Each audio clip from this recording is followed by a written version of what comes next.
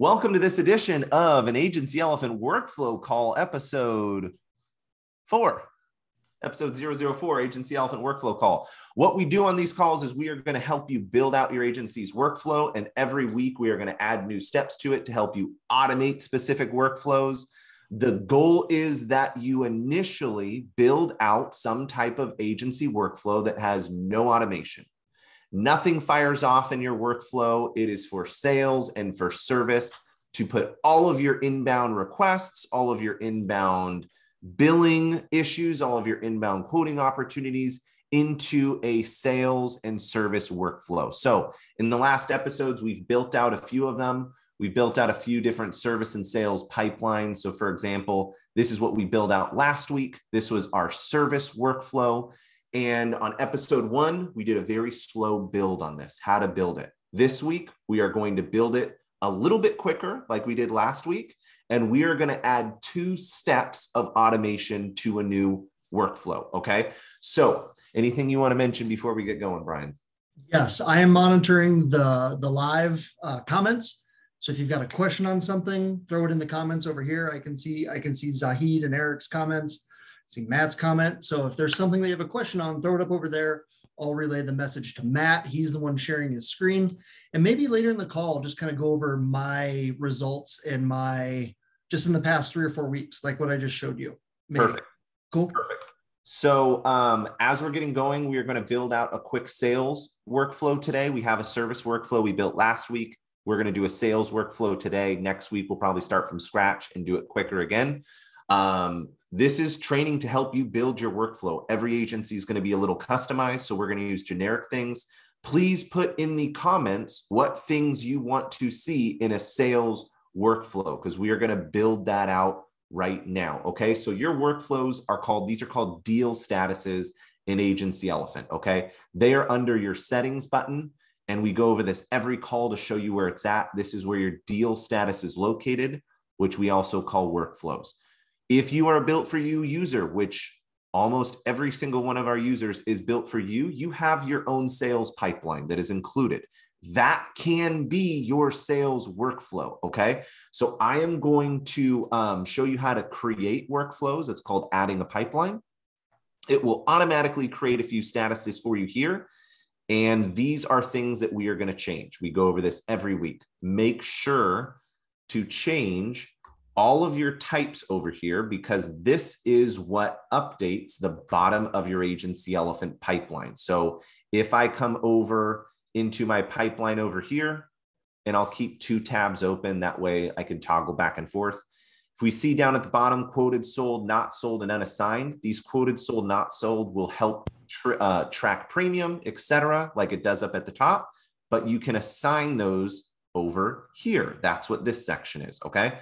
So initially when I do these, I like to clear everything so that I don't accidentally start reporting or tracking things incorrectly. So I like to clear everything first, get a clean slate, and I want to come in and edit these. So I am going to edit these to be similar to our sales pipeline that comes with Agency Elephant. I'm going to have lead, and all of these statuses, all these workflow statuses are changed under the edit button in your actions. Okay, so I'm going to change this to prospect.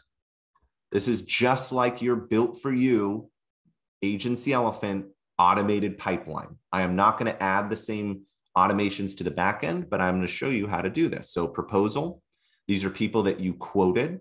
I know Brian's office, he calls this quoted, not proposal. That is entirely up to you guys. And then I'm going to have sale. And Brian's office does a couple different things, which I will go over as well. Okay. I personally think, and just as an FYI, this is something I just did without showing you guys, which I'm going to in a second. This is a sales workflow. I think I accidentally have 2 pipelines called sales workflow. So let me add it to both just to make sure it shows up on our dashboard. Over here, if you want to add a status, so for example, I didn't have enough statuses created to edit a new one. The last one I had was sale. If I want to add a new status, you simply hit add new status. Well, what am I going to call this? This one was no sale, okay? And I'm going to assign it to my sales workflow. And again, because we do this all the time, I accidentally have 2. I will show you how to remove duplicates in just a second. But just so for the sake of time, we can make sure we get through this 30 minutes. This is now similar to your automated sales pipeline that is included with Agency Elephant, okay? If you want to view the automations that are attached to this and or remove them, it's going to be over in your move automation configuration, okay? So this is one we set up last week. I'm going to remove these so we can start from scratch and show you how to remove those things from triggering automations. Lynn asked, is there an unlimited amount of statuses available to create? Yes, that can be very dangerous and you want to be careful, okay? So when I come over to my Agency Elephant workflow and sales pipeline over here, I'm going to click all pipelines, okay? If you added a ton of statuses, eventually these are going to shrink and you won't be able to read them. So you need to make sure you separate them by different workflows or pipeline names, okay? That way you can toggle between them and say, just show me my service. I'm working on service right now. Just show me my sales. I'm working on sales right now. And this was the second one. So show me this one. Show me this one. Now, if you come into your system and you're like, hey, I'm not seeing all of my workflows that I created. This little pencil button here shows you what is showing and what is not. If they are all unchecked, they usually all show up. But if I only check one, it is going to only show one status. So if you come in, I'm going to refresh this page and you're like, what the heck? All my statuses aren't here. Very simple. This pencil button, let's just show them all. Okay. So I'm going to update this and now all of them are going to show. And this is a very easy way to make sure that everything is showing that you create. You're like, Matt, but my screen doesn't look. I can't see my leads. What do I do? View leads and view activity toggles between the two. This shows new leads that you add to Agency Elephant, new inbound SMSs coming in, new inbound calls. This is just an activity log for you, okay? You can have it show leads, but if you're stuck here and you're like, what do I do? Help, chat. Nope, just toggle between the two, okay? Now, this is our sales workflow similar to your automated sales pipeline you currently have. Now, if you want to start from scratch, which I probably would recommend, because we have found people get a little bit scared that they don't know what's going out when they drag people to statuses, even though we have 1,500 videos that show exactly what happened and it's in your onboarding. We show all of this. But if you are nervous about what's going out, simply come to your actions tab. And under here, you will see a ton of these in your sales pipeline that are clicked. Okay. They'll say like, hey, this is prospect not quoted and all of those things. Simply just erase them out and click none. Erase them, click none, erase them, click none, none, and nothing is going to change. And when you're ready to have those fire, they're still there. You just got to turn them back on. Yep. Just like this. So you're not permanently deleting anything. You're just going to grow into your pipeline, which is fine. Correct. So we are going to start from scratch. You have an included built for you sales pipeline. However, we are going to start from scratch. I always recommend if you're going to do that, erase the groups and click none to make sure that you're dotting your I's and crossing your T's to make sure nothing's going out, right? Make sure that's done. And then as always, once you do that, add yourself into the system by simply throwing your information in, putting yourself into a group. You always have to put yourself into a group. I'm going to put this person into the lead pipeline. So I'm here. Always throw yourself into the sale because in the automated pipeline, it'll trigger that outbound message. Just make sure it doesn't send to you because you changed the settings.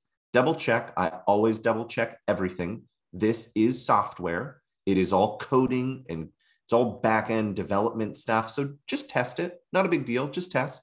Okay. Now that we have a blank automated sales pipeline, I don't know what that was, and it scared me. It wasn't me. It wasn't me. So we have this automated sales pipeline. Now I'm going to show you how to create a drip and attach it to your sales pipeline. Okay. So for the first thing I like to do in your built for you, you will have an onboarding campaign. This is our workflow account. So we don't have that onboarding campaign, but I'm going to show you how to build one. Okay. I want this to first send out, let's do a ringless voicemail. Okay. I want to first send out a ringless voicemail that is going to say, and I'm going to call this onboarding. This is how you build drips, right? I'm going to have to pick a phone number really quick because this account doesn't have one. Let's go to phones. Let me just unlock this really quick. This is a setting you won't have to worry about because your account is built. This one, unfortunately, isn't. So I'm going to come over into my ringless voicemail drips. I am going to click add new drip for onboarding. This is personally how I would do this. Okay. Well, let's pick a phone number. Give me a second, guys. I personally like to send out a ringless voicemail that welcomes them into my agency. That is me. You might want to do that with a text message, but I'm just going to show you how I would do this. Okay. You can do it with text, with ringless voicemail, or with email. But last week I did a text.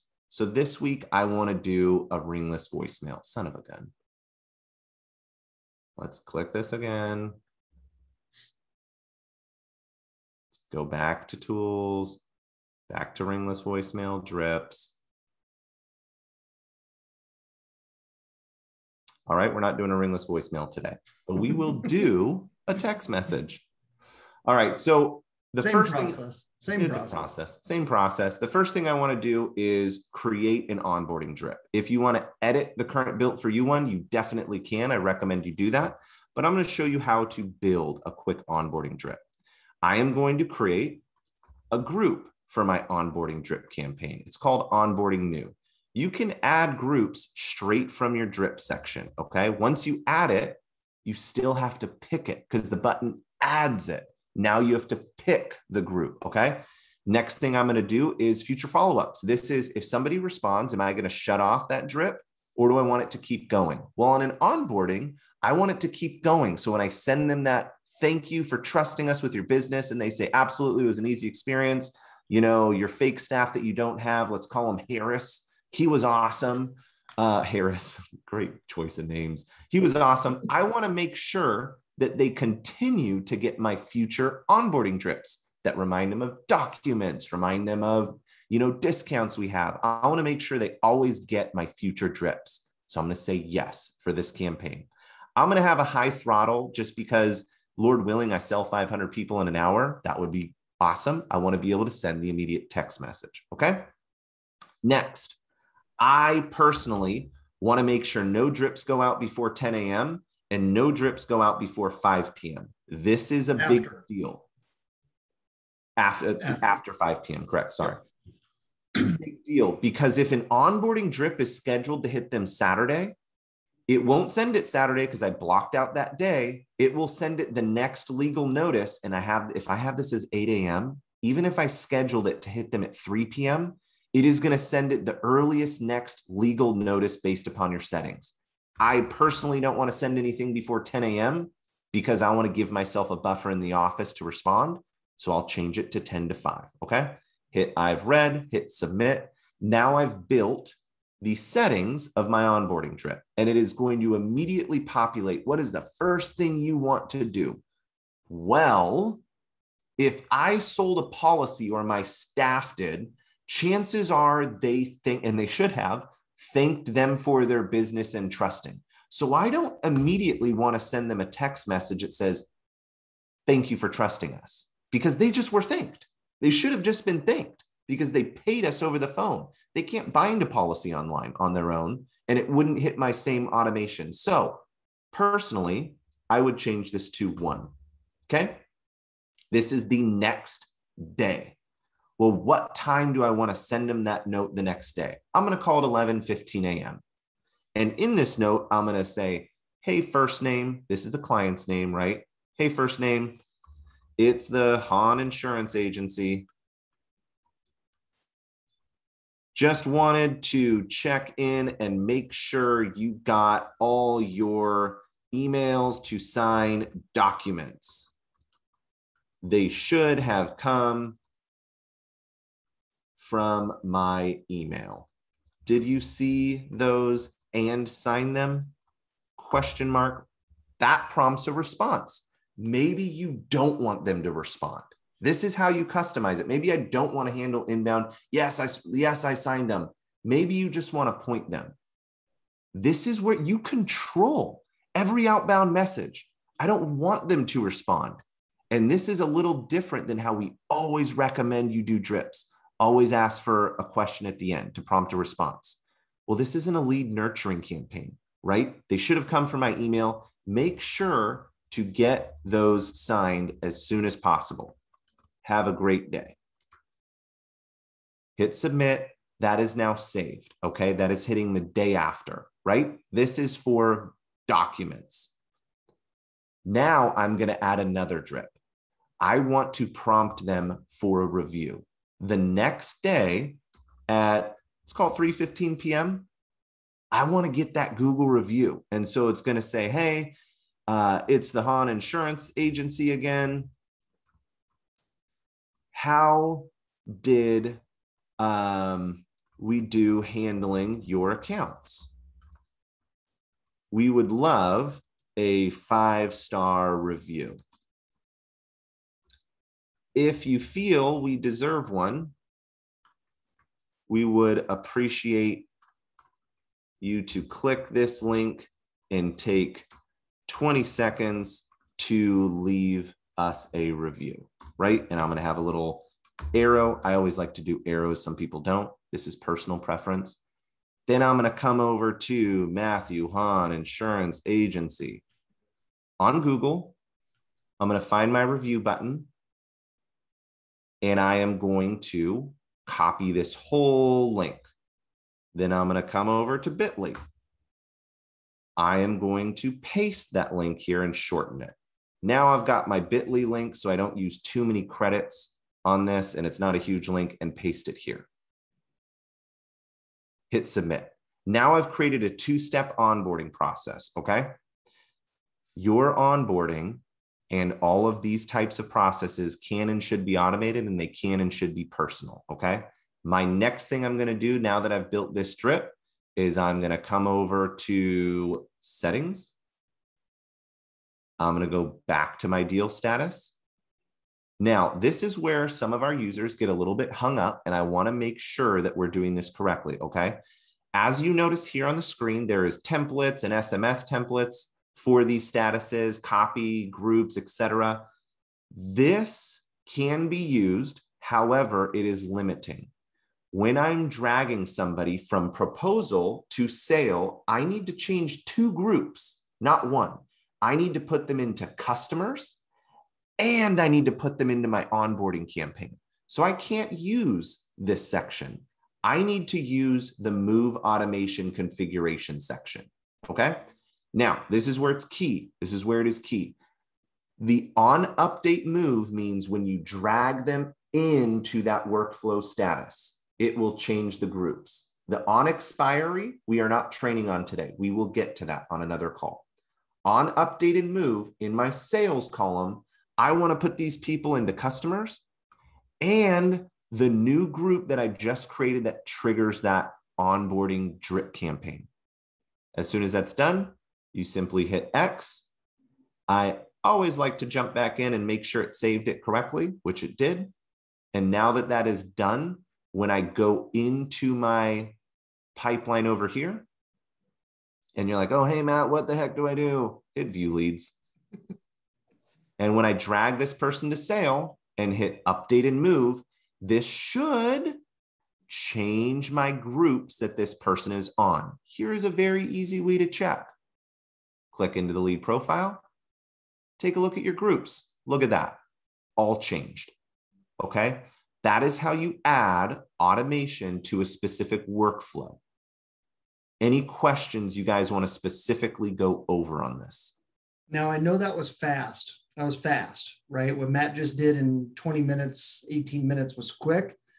That's why we're doing these on lives. You can go back and watch this, pause it, take the action. We don't expect you to keep up on this call. Rewatch it. Grow into the pipeline, because that's something that we're currently doing. We want specific things going out at specific times. I don't necessarily want questions, concerns, comments. I kind of want to ask Brian to share a little bit about what his agency has done with this, because we've done, Brian has changed, which is not easy. What he has done is not easy in his agency. He's a larger agency than I do, and changing processes and expectations with customers is difficult. But I want you to share a little bit about some of the changes you made with inbound stuff and the changes you made with workflow and what that has changed in your agency in the last 2 weeks. Would you like to make me the host? And I have no problem sharing names. I'm not going to get into contact information, but I can kind of show some stuff and give you kind of the big picture of what we did. We did 2 major changes in the last 2 weeks. Am I the host? Oh, let me make you the host real quick. Are you going to share your account and such? Yeah. Okay, perfect. Let me make you the host. And I'll answer a couple of these questions. Yeah, I'm not on the screen anymore. So if there are questions, let me know. I'm on it. I'm going to answer those questions as you pull that up real quick. Stephen Rogers, I have to input every group I want. Let me exit out of this. So shared screens. I have to input every group I want to be in, correct? Even the groups they are already in. Yes, as you drag them on the pipeline, it's a move. So if you want to carry the group consistently, you need to put them in there. If they're a customer, keep them in there. If you're doing a service pipeline, as you're adding automations to the service piece, make sure you carry customers across that.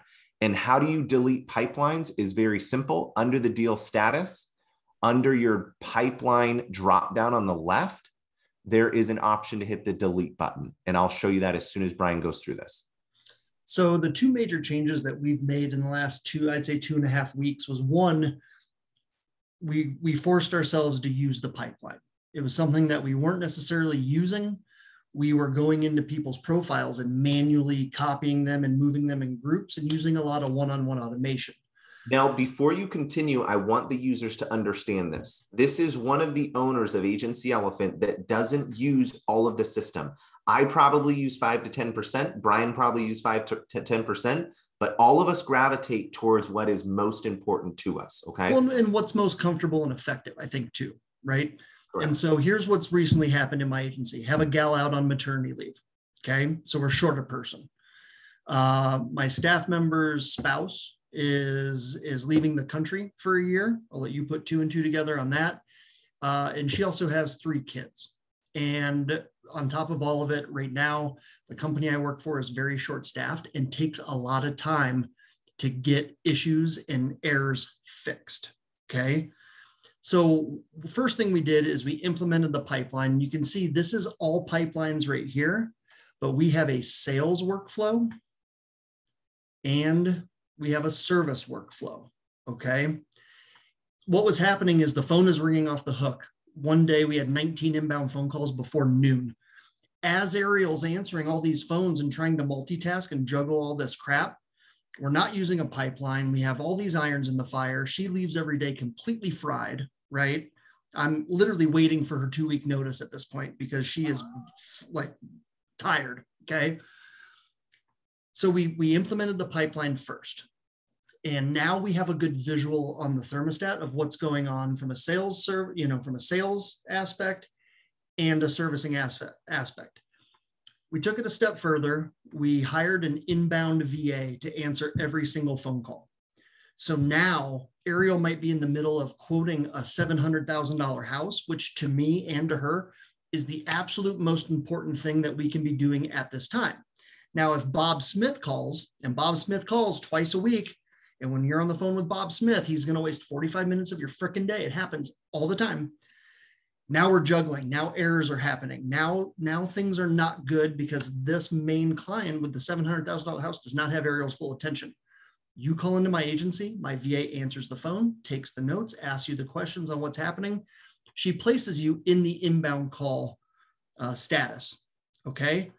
When Ariel comes in here and clicks on this little red button, Ariel is going to see the notes from the VA, and she is either going to call the customer back if that's the next step, text the customer back, or email the customer back, depending on what's going on.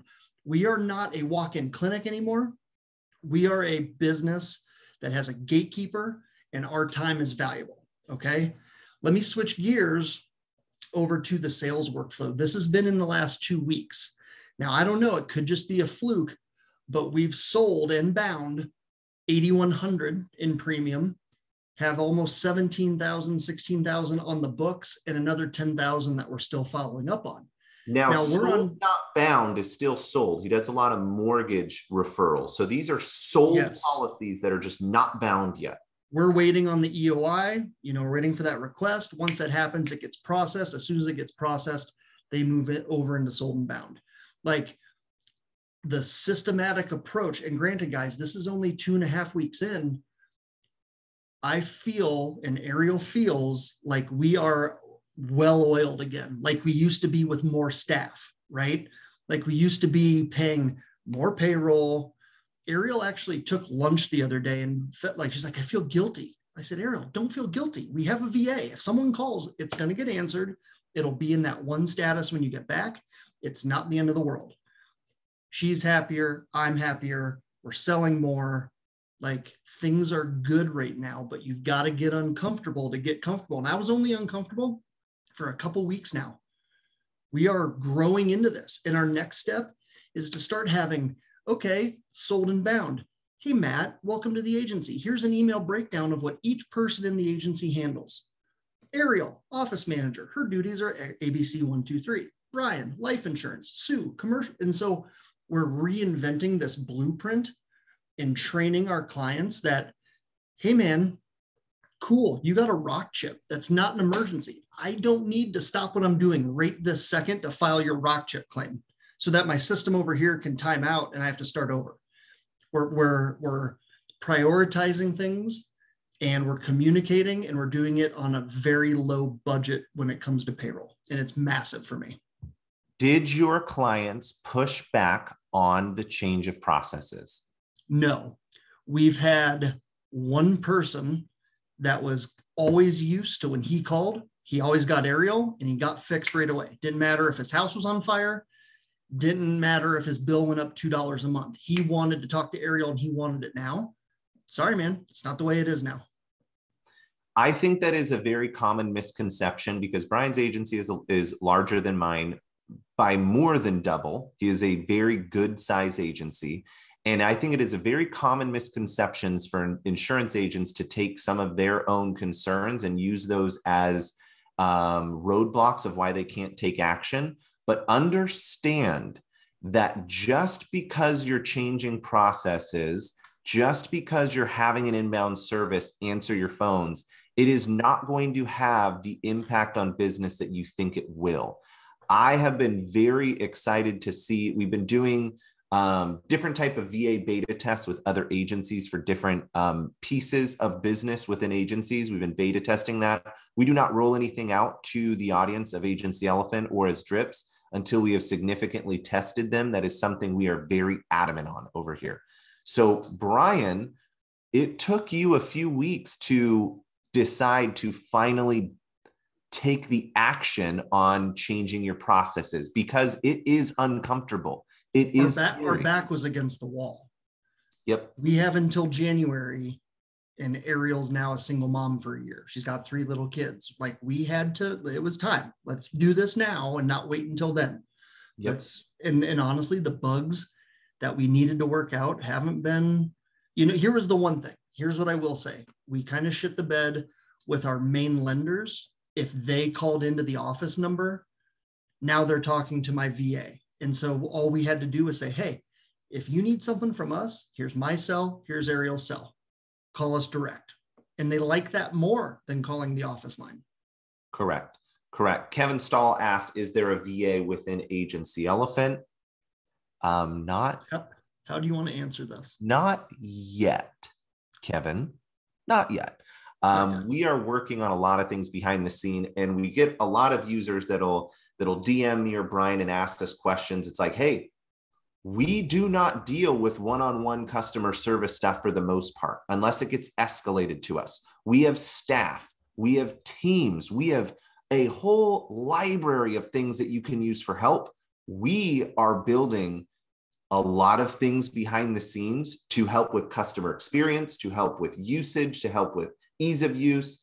A lot of other services that we are going to be bringing to the table shortly that we are not ready to announce yet. But one of the biggest things that is getting ready to come out here shortly, which we have already announced, is our dashboard is taking a massive overhaul. There is going to be your one-stop shop to managing your agency, from what is triggering and firing off immediately. You can see all your drips and event reminders firing off that day, inbound opportunity, responding to it from the dashboard, tracking your premium, know what's coming up to close in the next few months, knowing what your pace is on premium. The dashboard is taking a serious overhaul, and that is what me and Brian spend our time on every day. Guys, and we're going over by a few minutes. If you need to bounce and rewatch the playback, totally fine. Eddie, a VA is a virtual assistant.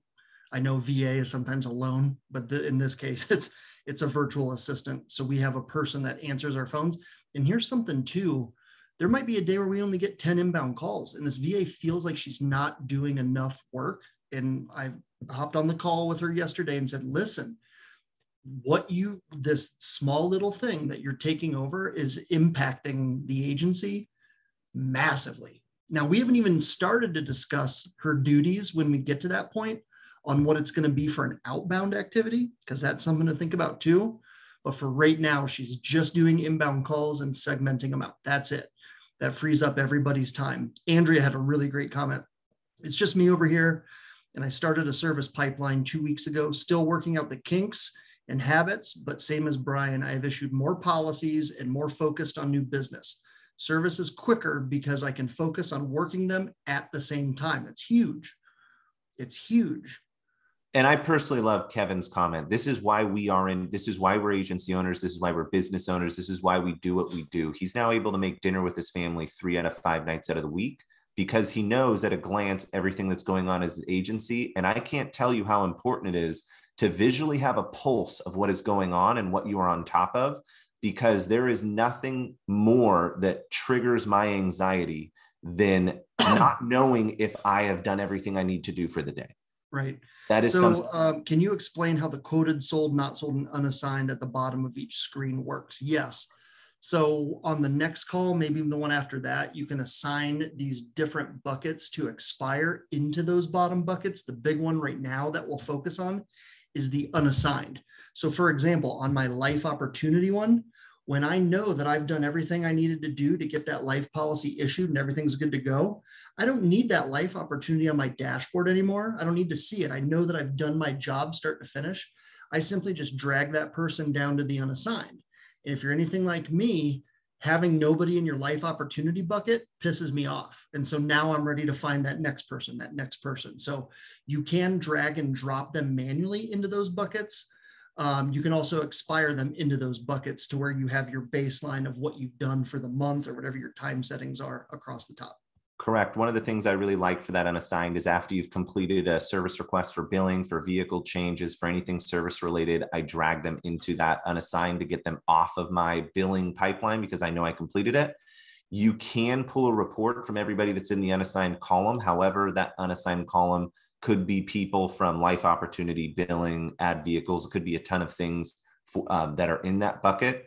But that unassigned little button on the bottom will remove them from your pipeline or your workflow. One thing, Kevin, on your last part of your question, can you pull info? What do you mean pull info from unassigned? So is that what you just like pull and see who's in there? You can go to your list manager. Here's something to be aware of. If you drag and drop someone into unassigned in error, and you're like, oh, I should have left them. Oh, they're back on the table or something fell through and you need to put them back in. If you have automation built into your pipeline and you re-add them into the pipeline, it starts over. So just be aware of those things. If you don't have anything built into that status, you're fine. But if once you start adding automation in there and you take someone that you need to put back in the pipeline for whatever reason, and there's automation on the back end, it will trigger that from the beginning again. Just know that. Correct. And next week, we'll go over a few other tips and tricks on that. But for this week, that is our Workflow Wednesday call, episode 4. It'll be up on our channel probably later today or tomorrow, up on our YouTube channel. There's a playlist called Workflow Wednesday. All of our episodes are there. They're 30 minutes each. This is the first one that's been a few minutes over. But all of those are pretty much on the dot 30 minutes. You can watch those. The first episode is great for a very slow build. Each of those videos will get faster, and each of those videos will have more of the conversations we're having now. and we'll get more involved in what you can do. But the biggest takeaway from this, start something with no automation attached to it. You can have the same experience as Kevin and Andrea very quickly. There will be kinks and changes you will make to it, but that is the purpose of starting. You have to put something on paper in order to edit and change it. You have to. You will never create the perfect version 1. Okay? All right, guys. You have a great week. We appreciate it.